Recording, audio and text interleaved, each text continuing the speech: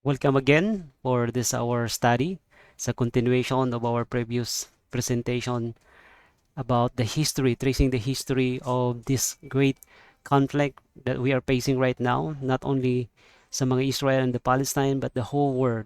So the presentation entitled Exposing the Great Players Behind Israel and Palestine War. So sino ba yung mga malalaking players no behind Israel and Palestine War? So ito yung tatalakayin natin ngayon kasi kung titingnan natin ang dami na mga information na nakikita natin, na witness natin sa mga medias, but sad to say it's because not 90% all the medias, all the information na binigay nila ay hindi yon totoo.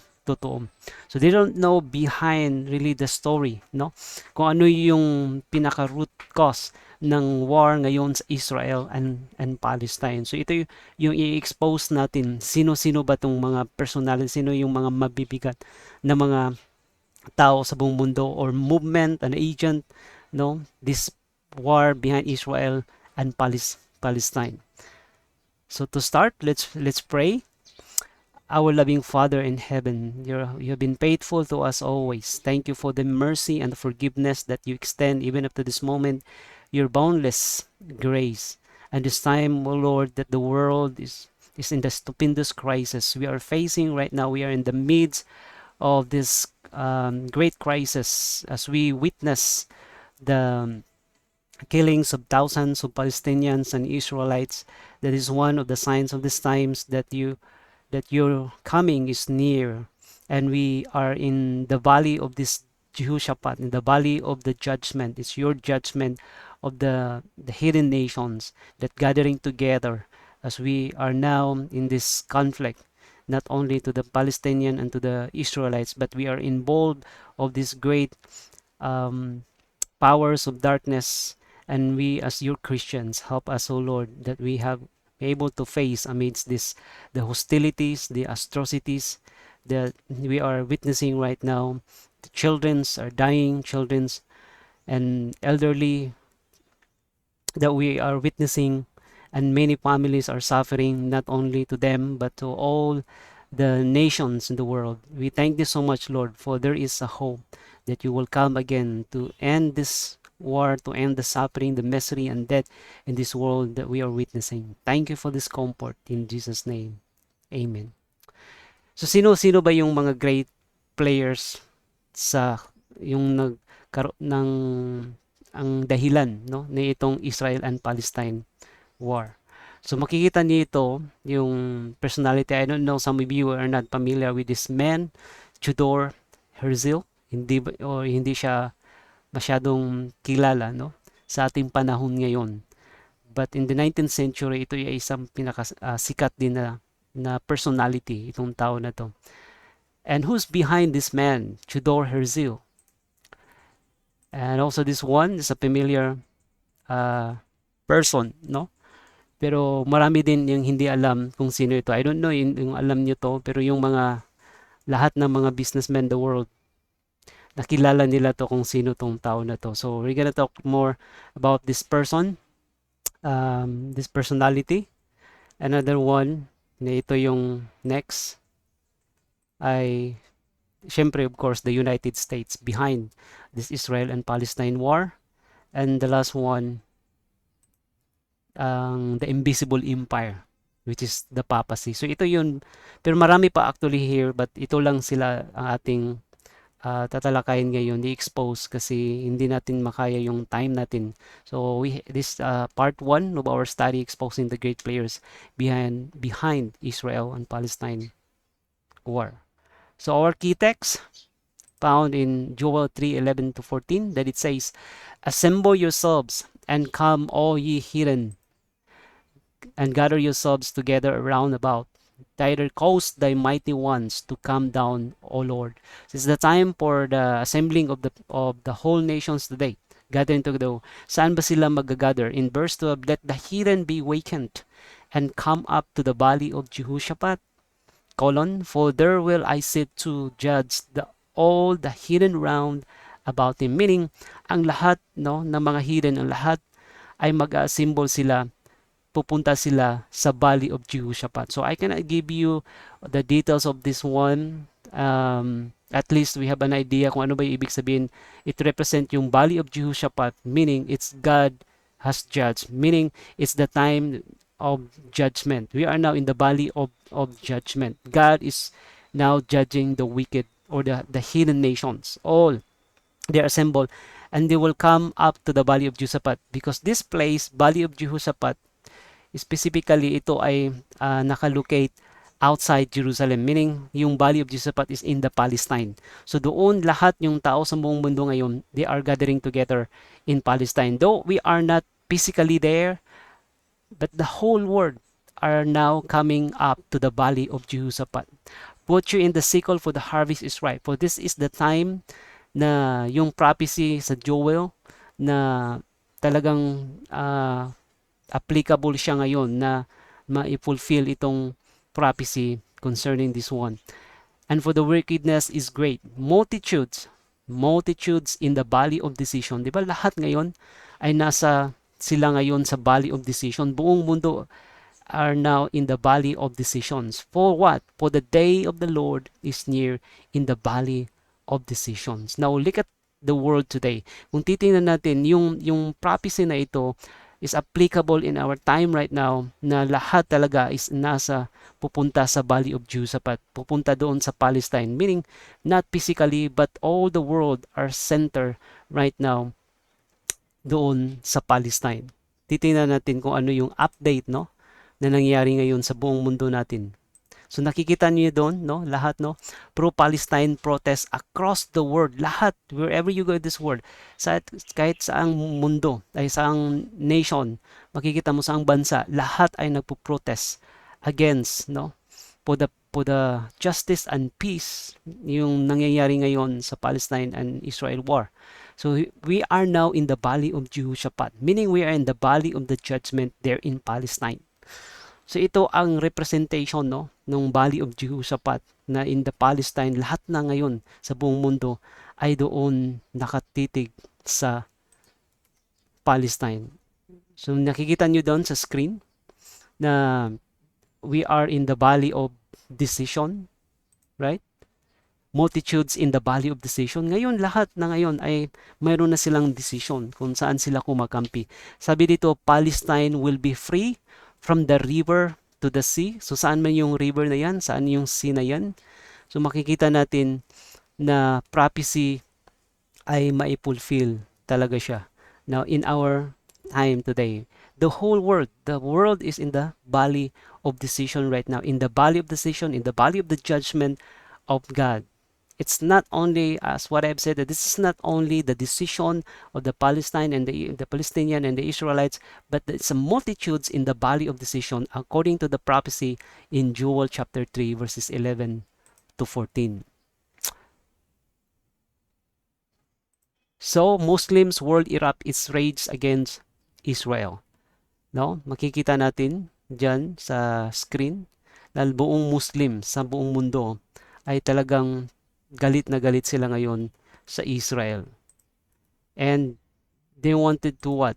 To protect their holy place, especially the Al-Aqsa Mosque, and to defend Jerusalem, which is the holy city, and to defend the whole Palestine. This is the war, no? In the Middle East. But also the war in the Middle East is the war of the world. So we are all involved here in this war. Rallies in support of Palestine all over the world. So lahat ay involved nito na nagkatotoo yung fulfillment in Joel chapter 3 that multitudes and multitudes in the valley of decision, because this is in the valley of Jehoshaphat in Palestine, meaning it signifies we are now in the judgment of the whole nation. Okay? So pero yung mundo ngayon, no? So as we have witnessed ngayon sa mga social media, sa internet, sa lahat no ng mga news, na yung war ngayon ang nakapag-trigger daw is because of Hamas. Was it the Hamas ang yung dahilan.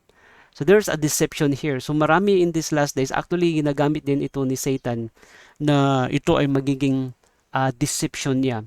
This war between Israel and Israel. That's why we as the people of God, that we should have knowledge concerning about the spirit of prophecy para yung maraming Christians na hindi maidideceive, that we have to proclaim the everlasting gospel to all the people kindred antang, na malalaman nila kung ano ba talaga ang totoo behind this war, kung Hamas ba ang dahilan. Kasi lahat ng sinasabi ng mga media ngayon ay hindi yan, 90% ay hindi yan totoo. Okay, so where can we find the reliable source, no, ng ating ng truth in order for us na malalaman natin kung ano yung tunay o ang katotohanan? There's no other, is the spirit of prophecy, the messengers of God in these last days na kanyang gagamitin to expose. It's part of our work, the third angel's message, to proclaim the everlasting gospel. So the first key player actually is the Zionist movement. So sino ba behind this Zionist movement? In here as on the screen, na si Theodor Herzl. Si Theodor Herzl on May 1860 to July 1904 was an Austro-Hungarian Jewish. He was a Jewish by origin, a journalist and a political activist. Meaning, siya si Theodor Herzl, Dr. Theodor Herzl, was the author or the leader, no, ng Zionist organization or the Zionist movement, who was the father of modern political Zionism. This was actually in 19th century. Herzl formed the Zionist organization and promoted Jewish immigration to Palestine in an effort to form a Jewish state. Meaning, ang conflict actually ngayon, the war between Israel and Palestine, did not begin in 1948. It was not begin in it was not begun in 1967 or in 1990s, in 2014, not in 2017, in 2019, not in ngayon ng 2023 between Hamas and Israel. Actually, it was begun in the time na yun no arise itong Zionist movement, founded by this man, Theodor Herzl, is a Jewish by origin. Siya yung nag-form in order to promote Jewish immigration to Palestine in an effort to a Jewish state. So anong sabi ni Dr. Herzl?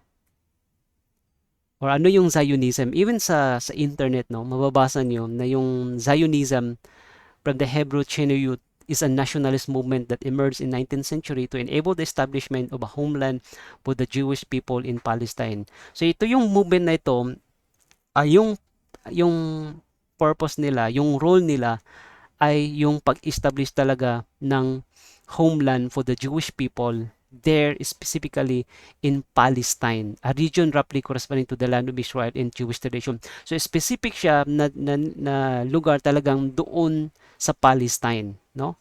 So doon sa Palestine yung gusto nila, yung itong Jewish people na i-establish nila doon yung homeland sa Palestine. Dr. Herzl, the leader of the Zionist movement among the Jews, is a sanguine as its clearly success. Lecturing in London, kasi nagsimula yun sila doon, yung mga leaders, no, ng movement na ito ay doon nagsimula sa Britain, no, sa London. He said that they had organized a Jewish colonial bank and that the vitality of this organization should be felt.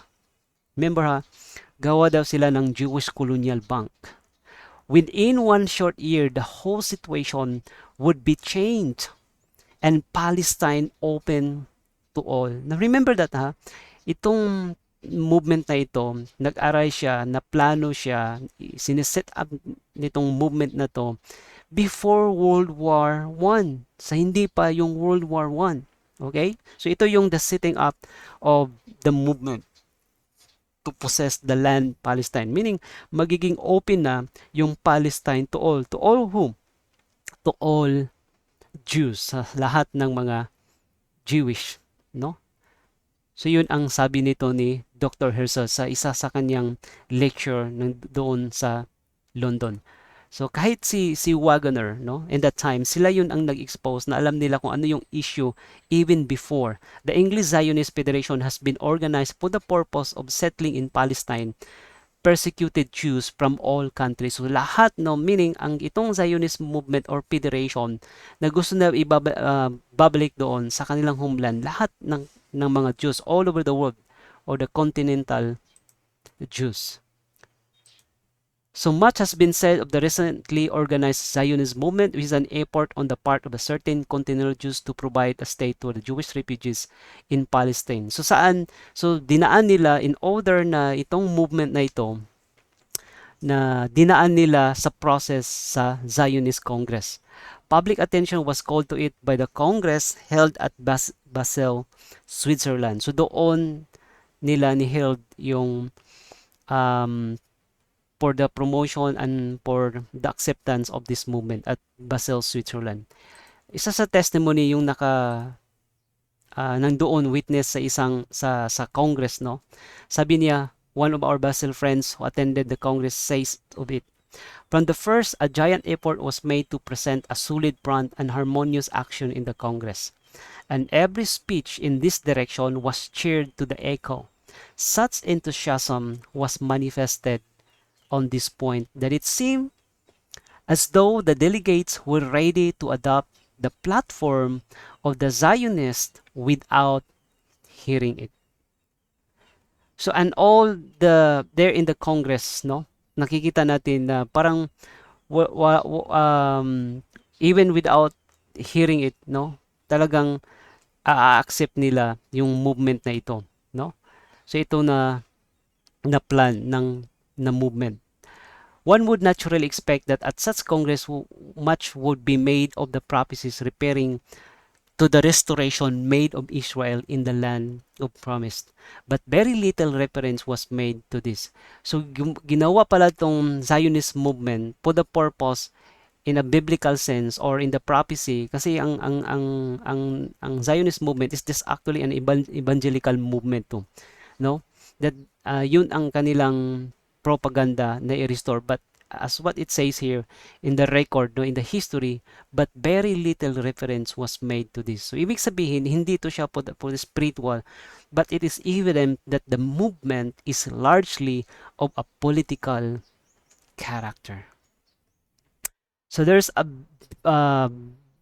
big issue behind, no, na ang dami hindi nakakaalam, and many of the Christians today are deceived that they thought that this modern Israel right now, this nation, na ang akala nila yung ito is God's will or is God's plan. It is actually behind on it na yung mga key players they have the interest behind. So they use this Zionist movement for the purpose of their political interest, for the political motivation. It's all about political motivation. Ang fronte lang nila, yung makikita mo is ang movement ng religion, no? Ng Zionist movement na yan.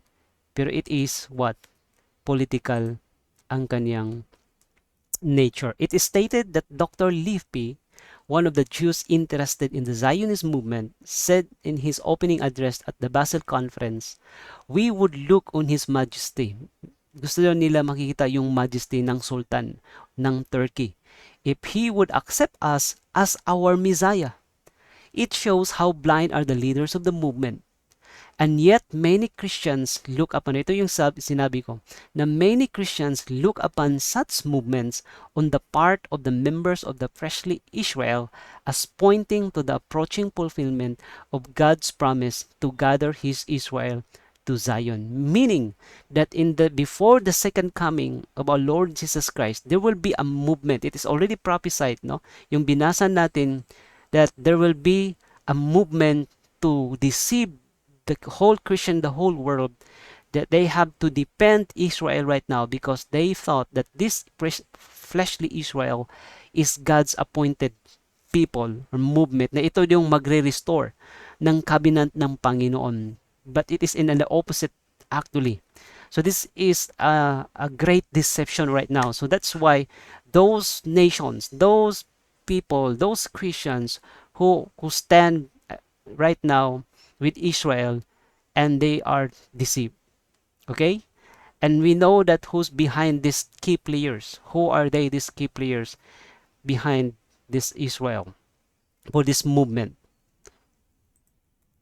Let's continue. So sa next na mga na Congress, kasi dumaan siya for how many session, no? So we sa third session ng Zionist Congress in 1899, no? The third Zionist Congress has been held in Basel, same place din, no? Dr. Herzl, yung ang founder ng Zionist movement, stated that the movement was progressing. They had 1,000 subscribers and the executive were in possession of 12 million sterling.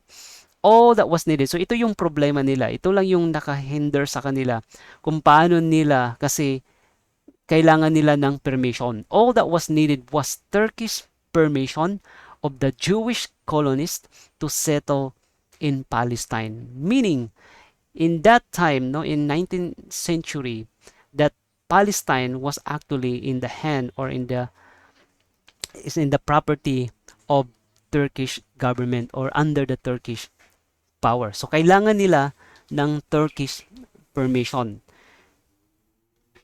So natatako na naman natin to before, di ba?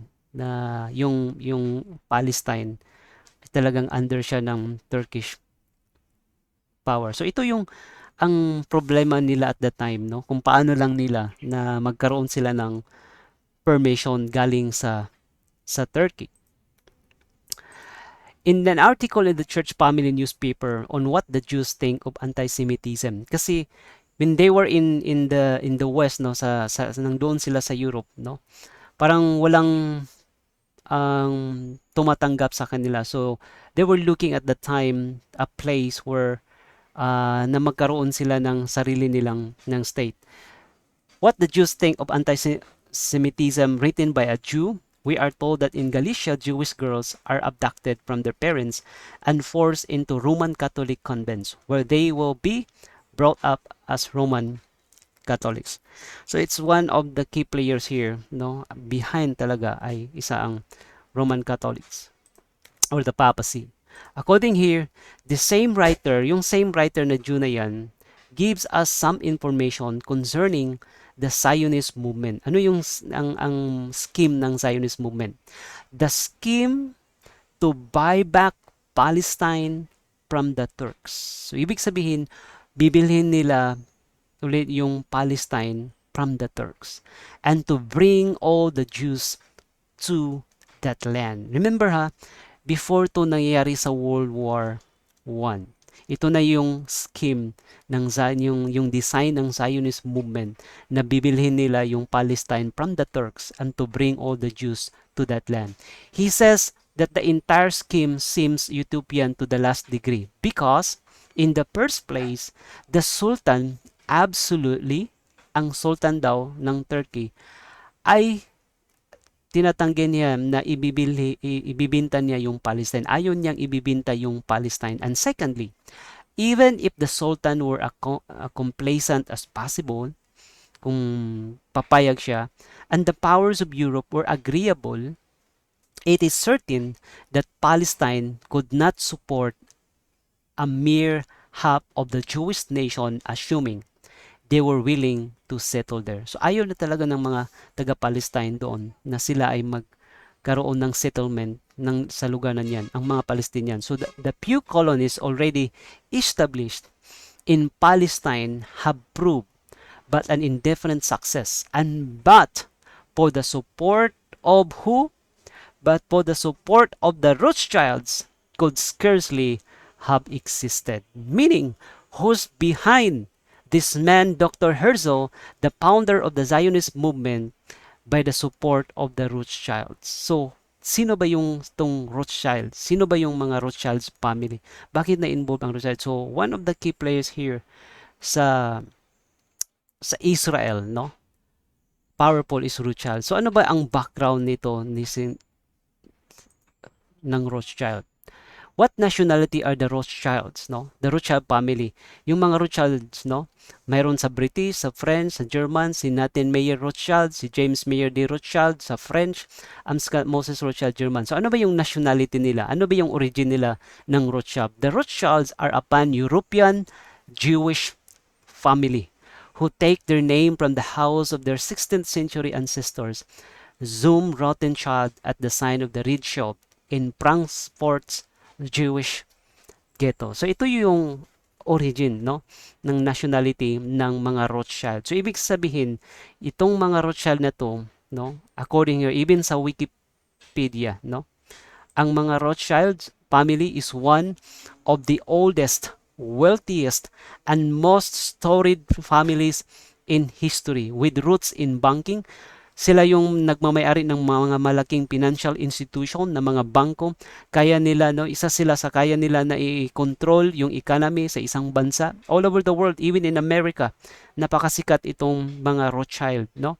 They actually are Jewish in origin. They were a Jewish family ang kanilang origin.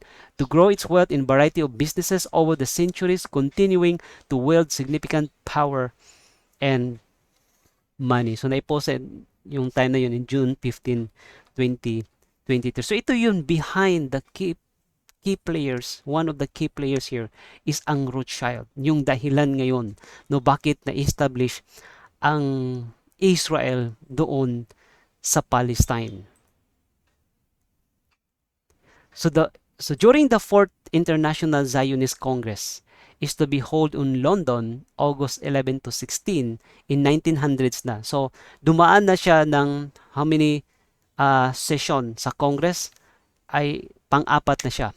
The Zionist movement aims at the settlement of a large proportion of the Jewish people in Palestine.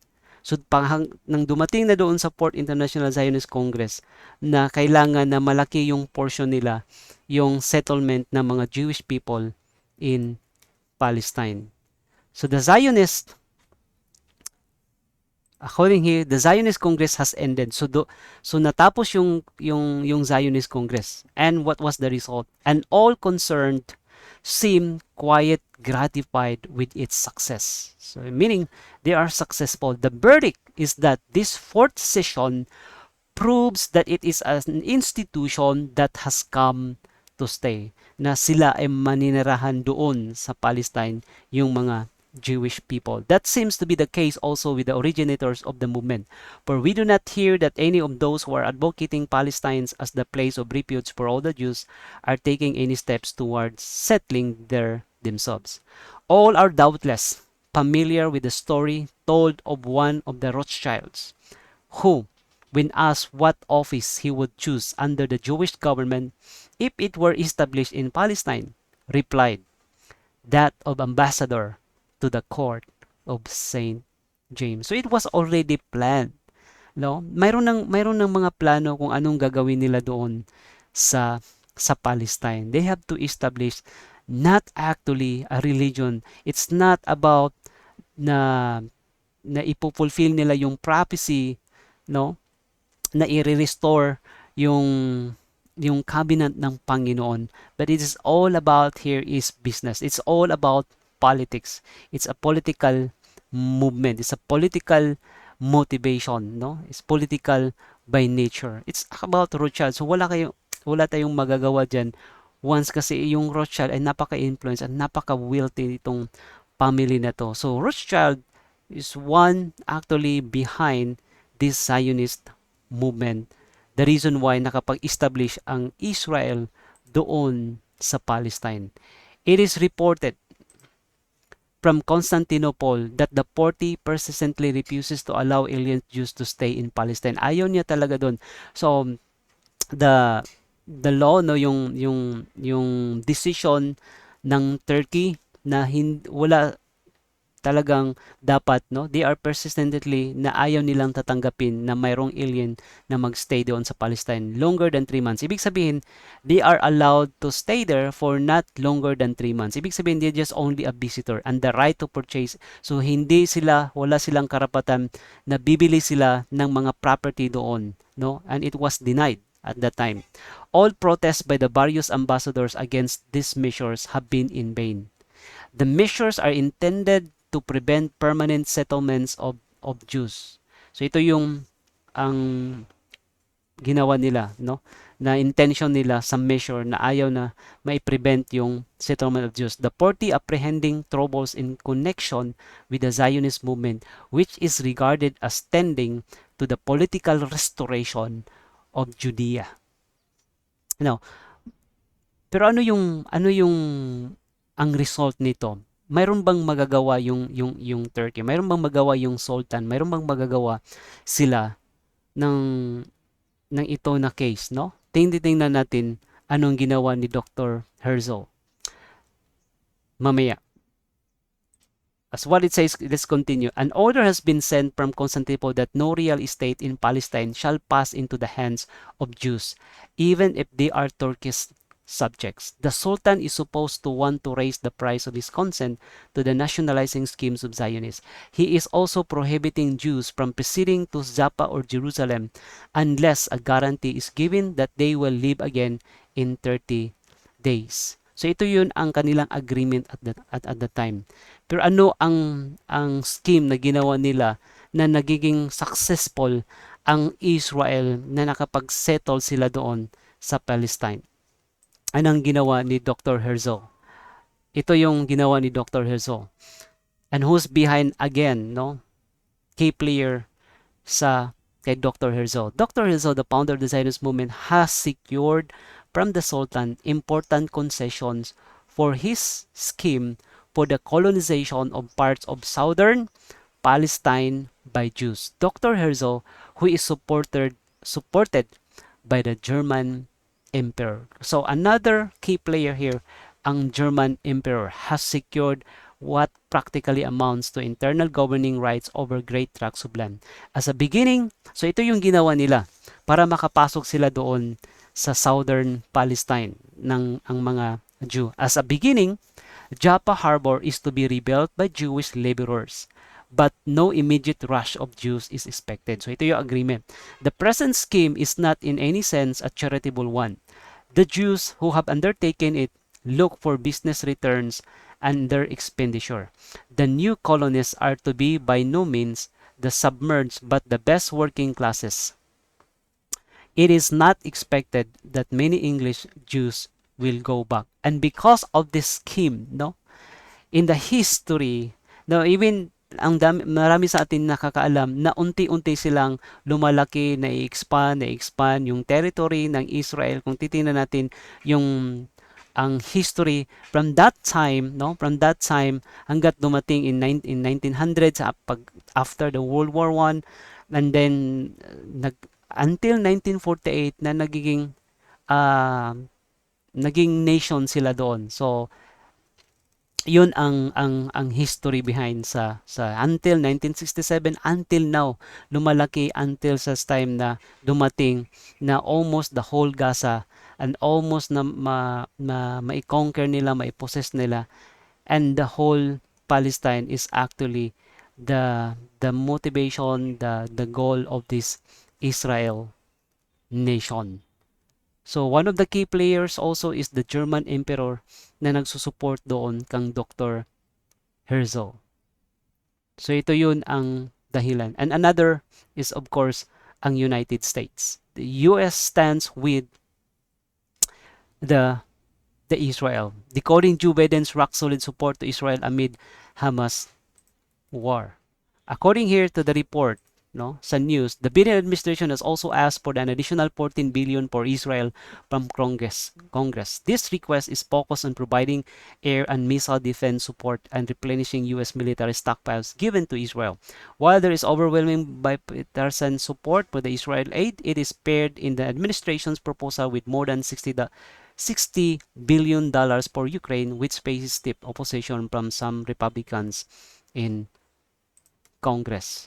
Another, the US currently supplies Israel. Currently, nagsusupply yung US, no, sa Israel with approximately $3.8 billion in security assistance annually. For decades, the purpose of this military support has been to provide Israel, the US's closest ally in the region with a qualitative military edge over neighboring militaries. In other words, bakit naging kumpante yung Israel? It's because they're always back up with with with the NATO, especially the United States. So those who stand with the United States, those nations na nagstand with the Israel, and we know that behind the United States, no, I can give the details right now kasi kulang yung time natin na kung saan ang movement ng United States.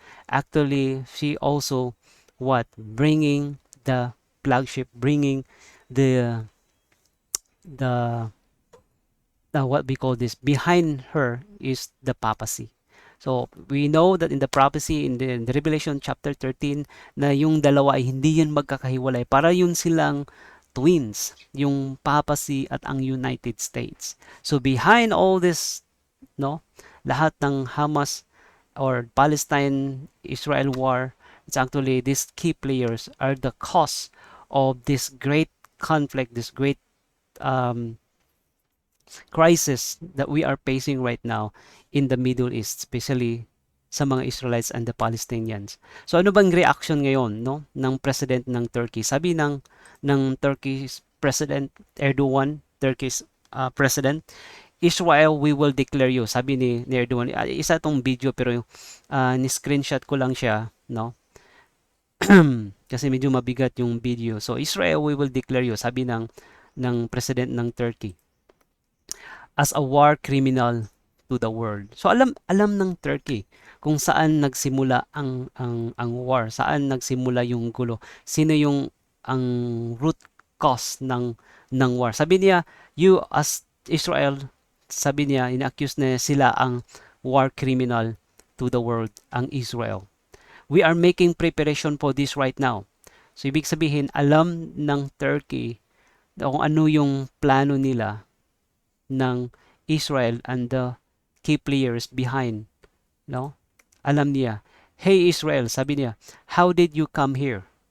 So it's 'di ba ang question here is it's a realization sa buong mundo na kung paano sila, what was really the history behind kung paano sila nakapasok doon sa Palestine. Sabi ng presidente ng Turkey, how did you come here? Paano kayo nakapasok dito sa yun nga yun nga yung tinatalakay natin, yun yung diniscuss natin sa history na nakasulat doon sa spirit prophecy through Jones and Waggoner, no? Na yun ang nakasulat doon kung paano sila nakapasok. You are an occupier. Okay? Sabi niya, you are an occupier. Israel is an occupier. Kasi ang dami ngayon, no, na nagkakampi doon sa Israel kasi yun ang talagang plan ng Panginoon, na yun ang mga Palestine, sila ang dahilan, yung Hamas, sa cause ng war, sa cause ng suffering, sa lahat, no, ng gulo ay ang Palestine. So na-divide yung mundo nito, no? You're a terrorist organization. Ang Israel is a terrorist organization. The Turkish people know this. Alam na mga Turkish people na itong movement na ito, saan sila galing. So these are all the evidences, no? These are all the history kung paano nagsimula yung war between Palestinian and the Israelites. Na yung movement ng Zionist and the key players behind them, no? Na nagkaroon tayo ng ganito. Pero what is actually the connection this in the prophecy or in the Bible, and what is our role as the Christians? We are the one who expose the everlasting gospel. At the same time, we are the one to expose the lies, no, na in order that Christians today, that they should not be deceived, because it's the great deception. Kasi sabi nila, according to the prophecy, na there will be a movement to deceive the Christian people, the Christian world, no, to deceive regarding this movement. So this is one of the devices of Satan to deceive God's people sa nangyayari ngayon, no. So kung saan tayo mo stand. The record of taking of Jericho teaches a lesson that ought to be studied by everyone who is in danger of being led to accept the theories of Anglo-Israelites and to expect the return of all the Jews to Palestine before the coming of the Lord. So this movement, no? So kung titingnan natin, it's not actually God's instrument, it's not God's plan, it's not hindi ito yung na movement ito na gagamitin ng Panginoon. It's because all Christian right now, no, when we say this Christian, this nation Israel, kung sila pa ang gagamitin ng Pinoon, their way actually to possess the land is by only means of war. The only element to possess Jericho, their way is, their only device is what? The element is to war and by force. And that is not the way.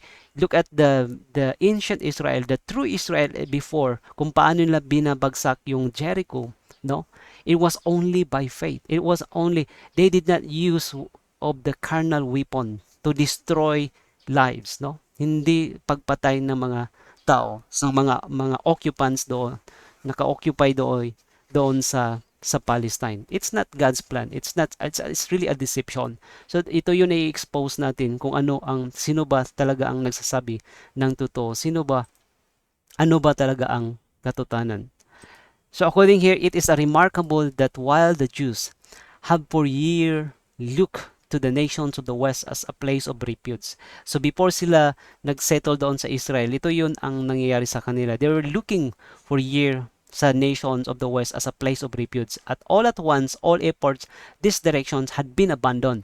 And their whole attention, kaya nga, yung whole attention nila been turned to Palestine. How plain it is that the minds of all nations and classes are being prepared for the final gathering in the East. Now, di ba? Because of this, nagkatotoo yung Joel chapter 3 verses 11-14, the fulfillment of this prophecy na lahat ng tao sa buong mundo, all Christians, all nations, gathered together to prepare for the final gathering in the East. Lahat ngayon, nag-gather ngayon. We are all gathering right now in the Valley of Jehoshaphat there in Palestine. The representation that it signifies, it's already what? It's the judgment. We are all in the Valley of Decision, di ba? Lahat tayo gumagawa ng decision ngayon concerning about what is happening there in the Middle East. We are now actually in the Middle East. We are all gathering in the Middle East.